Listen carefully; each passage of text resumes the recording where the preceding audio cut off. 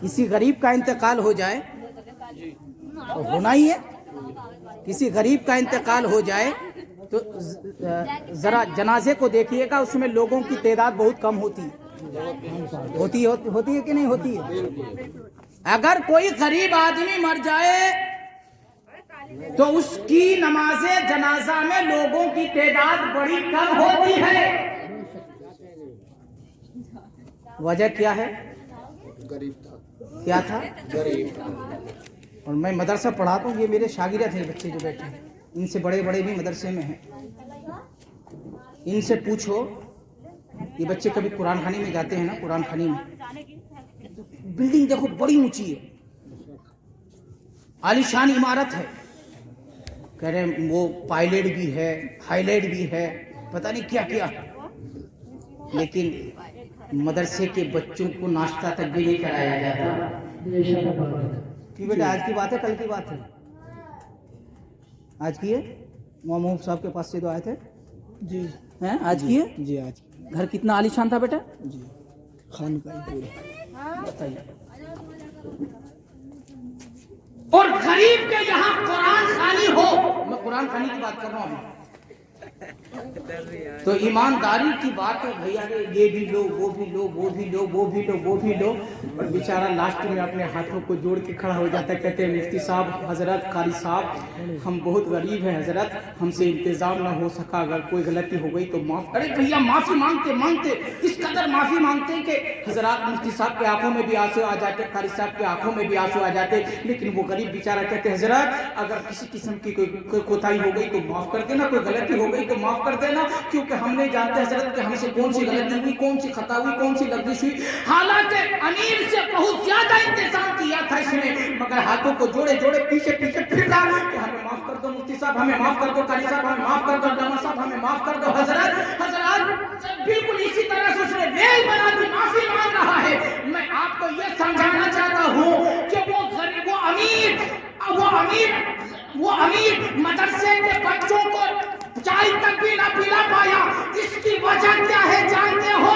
इसकी वजह यह है कि जो मेहमान रसूल जो मदरसे के तालिब इल्म होते हैं वो मेहमान रसूल होते हैं, और मेहमान रसूल वहीं पे खाते हैं जहाँ पे अल्लाह ताला मेहमान रसूल का रिज़्क़ उतारा करता है।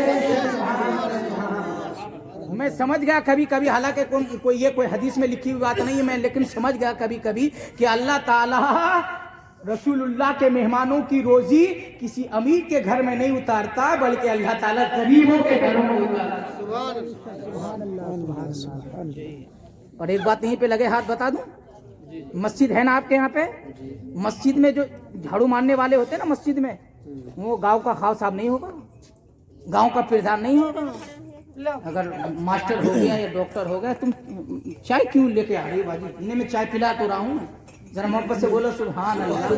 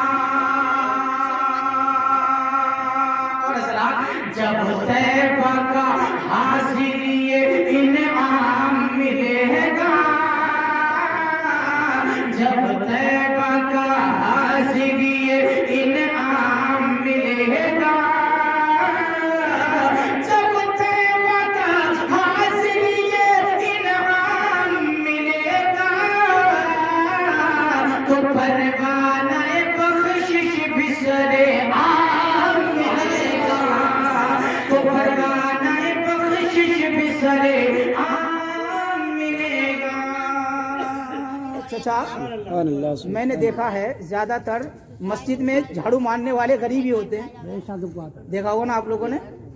गांव का मुखिया ना मारेगा, गांव का चौधरी ना मारेगा, गांव का प्रधान ना मारेगा, जो सबसे ज्यादा गरीब है, जो ज्यादा गरीब होते हैं। मैं आपके गांव की तो ही नहीं कर रहा हूँ।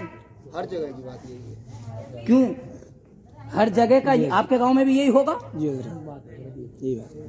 मालदारों को झाड़ू मारते हुए किसी ने नहीं देखा होगा। अगर कभी फजर में पहुंच गए हैं, खां साहब फजर में अगर कभी पहले पहुंच गए हैं और सब बिछा दिए, झाड़ू मार के सब बिछा दी हैं, तो फिर तो नमाजियों की उस दिन खैर नहीं है।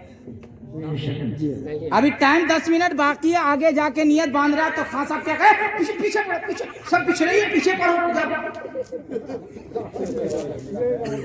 बात है कि नहीं बताइए?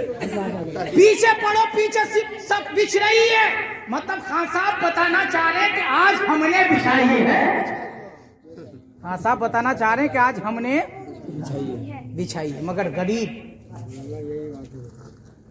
गरीब अपने घर को छोड़ता है, अल्लाह के घर में पहुंचता है, और अल्लाह के घर में पहुंचने के बाद पहले तो वो वुजू करता है, सुभान अल्लाह, पहले तो वुजू करता है, और वुजू करने के बाद फिर वो 2 रकात नमाज हाजत पढ़ता है, या नमाज शुक्राने की पढ़ता है, या जो भी उसको पढ़नी हो वो नमाज पढ़ता है।